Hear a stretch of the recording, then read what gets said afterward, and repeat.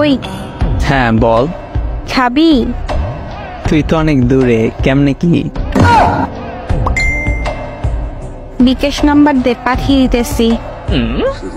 কোন খাবারের কথা বলতেছো? নাইস। বিকাশে কেমনে?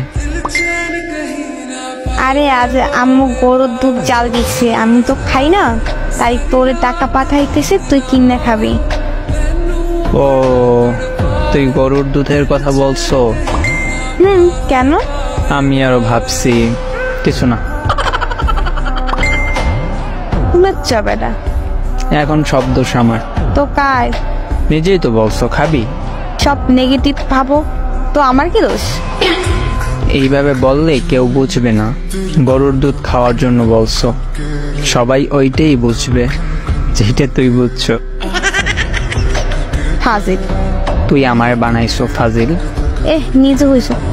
জি না, এমন খাবি খাবি বললে এমন বানাইছো। আরে খারাপের কি বলছি?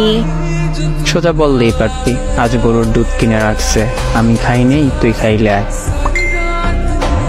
এইটা না বললা আমার পচা জিনিস ভাবাইছো। না, আমি তোর গুলা খাওয়ার জন্য দুধ খাই না। আমার কোনগুলা? ও